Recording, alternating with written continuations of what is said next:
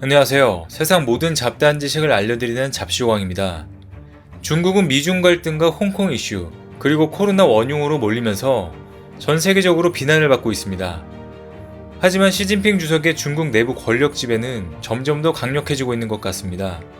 이번에는 회사 자체 지배구조에 문제가 있다며 200조 원가량의 중국 민간 회사들을 중국 정부의 소유로 바꿔버린 것입니다. 사우스차이나 모닝포스트의 보도에 따르면 중국 정부가 전격적으로 보험, 증권, 신탁 업종에 걸쳐 9개 금융사의 경영권을 무더기로 접수했다고 밝혔습니다. 가뜩이나 최근 중국 증시가 급등락하는 등 시장이 당국의 작은 움직임에도 민감하게 반응하는 예민한 시기여서 이번 조치가 중국 시장에 작지 않은 파장을 일으킬 전망입니다.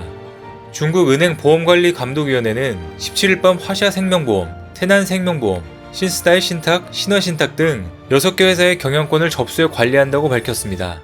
비슷한 시각 증권감독관리위원회도 신스타일증권, 거성증권 등 3개사의 경영권 접수 관리 방침을 공고했습니다. 이들 회사의 경영권은 중국 정부가 지정한 회사에 위탁됩니다. 경제매체 차이시는 대상 회사들의 자산 총액이 적어도 1조 2천억 위안, 약 207조 원에 달하는 것으로 파악된다고 전했습니다. 금융증권감독당국은 해당 회사들이 실제 소유주의 지분 정보를 은폐하는 등 지배구조에 문제가 있다며 고객과 투자자의 권익, 사회 공익을 위해 법률에 근거해 경영권을 가져간다고 설명했습니다.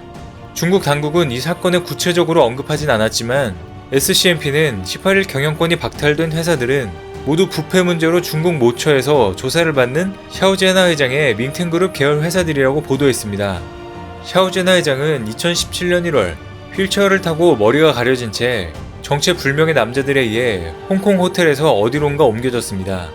이후 공개석상에서 사라졌고 이후 중국 본토에서 뇌물, 돈 세탁, 불법 대출 등으로 수사받고 있다고 보도가 이어졌는데요.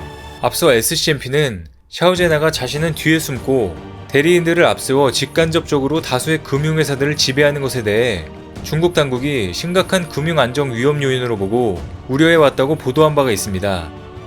이와 유사한 일이 이번에만 일어난 것은 아닙니다. 중국은 작년 5월 유동성 위기에 몰린 네이멍구 자치구의 바오상 은행에도 유사한 조처를 한 바가 있습니다. 조사 결과 이 은행을 실제로 지배하는 것은 샤오제나로 드러났는데요. 중국 정부는 먼저 경영권을 박탈해 접수한 뒤 바오상 은행을 국유화한 이력이 있습니다. 이와 같이 중국 정부는 부패 척결이라는 것을 이유로 유명인들을 소리 소문 없이 한순간에 사라지게 한 적이 여러 번 있습니다. 중국 최고의 톱스타이자 월드스타로 대활약을 하며 중국을 대표하는 간판 스타로 이름을 날리던 판빙빙 사건이 있습니다. 이러한 톱스타가 하루아침에 실종된 것입니다.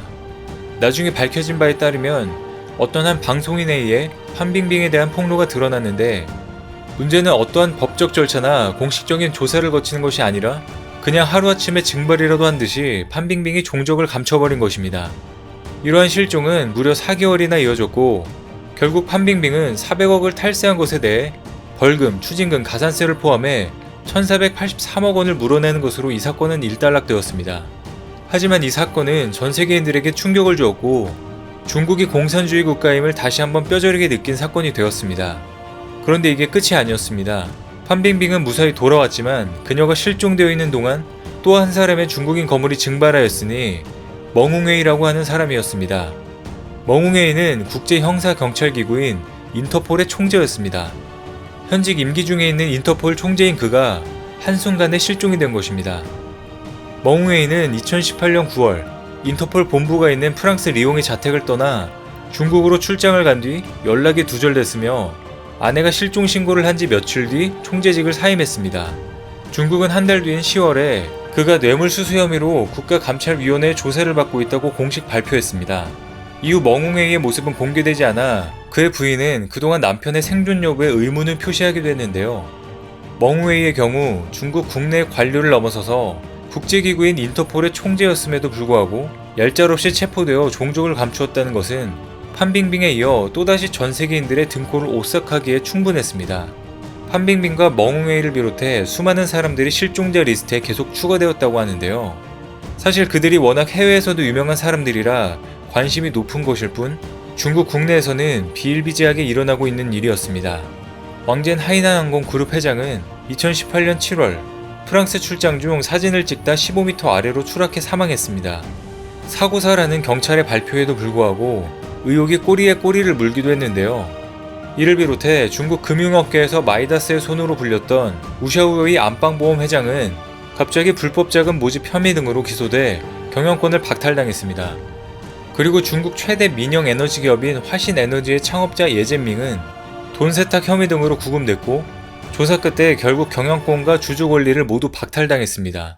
또한 중국의 거대 그룹인 알리바바 그룹 회장 마위는 사업이 잘 되는데도 불구하고 갑자기 은퇴를 선언해 경영 일선에서 물러나는 것뿐만 아니라 일체의 소유권을 포기했습니다. 이와 같은 화를 입기 전에 알아서 물러나겠다는 의사를 밝혔다는 것이 현재까지 가장 유력한 설입니다. 홍콩과 대만 언론에서도 이를 두고 마인 회장이 공산당 지도부와의 갈등으로 신변의 위협을 느껴 불가피하게 경영 퇴진 및 소유권 포기 결정을 내렸을 것으로 관측하고 있습니다. 지금까지 나열한 이들의 공통점은 부패를 저질렀다는 것도 있지만 모두 장점인 계열로 분류되는 인사들과의 밀접한 관계를 맺고 있다는 점도 있습니다. 결국 시진핑의 반대파에 속해 있기 때문에 줄줄이 철퇴를 맞았다는 이야기가 나오고 있는 것입니다. 이런 일련의 사건들 끝에 2018년 시진핑 주석은 드디어 개헌을 통해 국가주석의 임기를 철폐하여 종신집권을 선언하였으며 마오쩌둥 이후에 지도자들이 자제해왔던 1인 독재와 우상화 체제를 부활시키기에 이르렀습니다. 중국 공산당 역사에서 장기 집권은 마오쩌둥에게만 가능했으나 시 주석이 이를 다시 반복하고 있는 것입니다.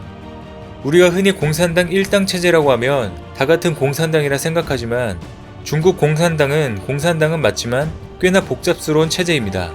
워낙 마오쩌둥의 적폐가 컸던 터라 1인 독재 체제가 수립되면 어떤 피바람이 불어올지 뻔히 알고 있고 이것을 겪어보았던 중국 지도자들은 천지가 개벽을 하지 않고서야 특정 1인이 권력을 독점하지 못하도록 어떻게든 권력을 집중시키지 않고 찢어놓는 길을 택했고 그 결과 중국 공산당은 공산주의 국가치고 유례를 찾아볼 수 없는 엄청난 파벌주의가 생겨버린 것이었습니다. 대표적인 중국 공산당의 파벌들을 열거하면 이러합니다. 중국 공산주의 청년단파, 일명 공청단파입니다. 이들은 10인 체제로 구성되어 있으며 전임 국가주석 후진타오 계열입니다. 그리고 전임 국가주석인 장쩌민 계열의 상하이방은 15인 체제로 구성되어 있으며 장쩌민의 임기 중에는 단연 이들이 천하였고 임기 후에는 후진타오를 견제하며 위세를 떨쳤으나 후진타오에게 했던 것처럼 시진핑을 밀면서 동시에 비선실세로 군림하려고 했다가 제대로 몰락이 시작되었습니다. 그 다음으로 태자당입니다. 이들은 중국 공산당의 1세대의 자제들로 구성되어 있으며 앞서 상하이방과 공청단에서는 이 태자당의 멤버들 중 쓸만하다 싶은 인재를 자신들의 파벌로 끌어들여 밀어주는 것입니다. 원래는 이렇게 3대 파벌이지만 현 국가주석 시진핑은 자신의 권력을 다지고 기존 파벌들을 타개하기 위해 자신만의 파벌을 구성하기에 이르렀습니다. 2015년에 결정된 시진핑의 친위 세력인 시파입니다. 시진핑의 성을 따서 지은 이름이며 이들은 시진핑이 과거에 근무했었던 저장성과 푸젠성, 상하이 일대의 인맥들과 칭화대학 출신의 학연으로 구성되어 있습니다. 지금 시진핑 주변은 이런 지연과 학연들로 지금까지 이어지고 있는데요.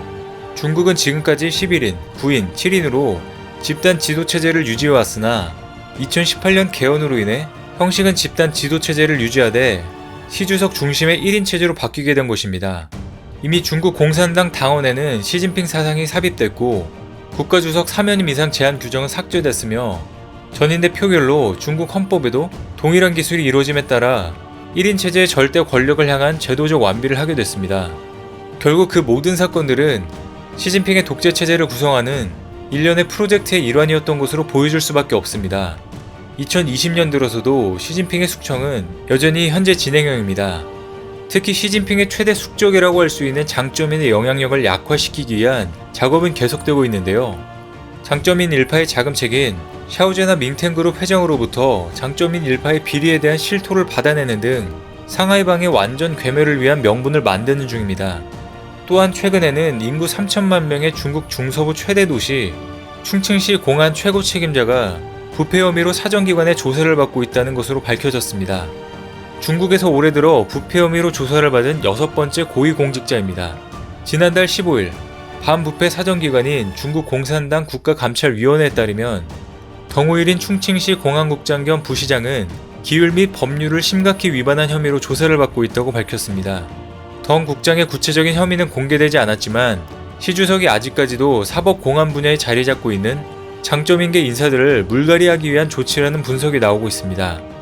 시진핑은 2012년 취임 당시부터 가장 강력하게 밀어붙인 반부패 운동으로 중국 전역에서 무려 150만 명의 부패 관료들과 당 간부들을 대대적으로 숙청하였습니다.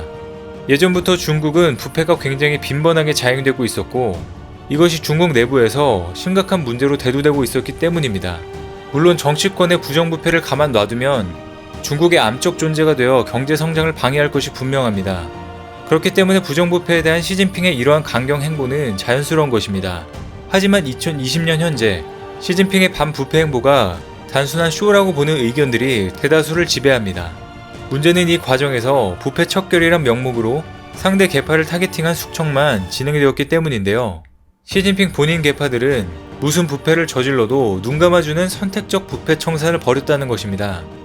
그런데 사실 알고 보면 시진핑을 포함한 중국 지도부의 친인척이 4천조 원을 탈세했다는 의혹도 상당합니다.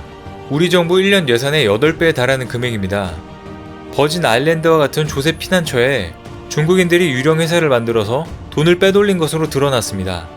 문제는 시진핑 주석을 비롯한 최고 권력자들의 가족이 대거 연루되어 있다는 것입니다. 국제탐사보도 언론인협회 ICIJ가 공개한 유령회사 설립 서류에는 시진핑 주석의 매형인 덩자구이가 영국령 버진 아일랜드에 세워진 유령회사의 주식 절반을 갖고 있다고 명시되어 있습니다. 이 밖에도 덩샤오핑과 후진타오 전 국가주석, 리펑 전 총리 등 자녀나 사위, 사촌 등 일가 친척들의 이름이 유령회사 관련 서류에서 확인됐습니다. 이들이 설립한 유령회사는 모두 10만 개가량으로 ICIJ는 이런 방식으로 지난 2000년 이후 최대 4천조 원에 달하는 천문학적인 돈이 중국에서 빠져나갔다고 추산했습니다.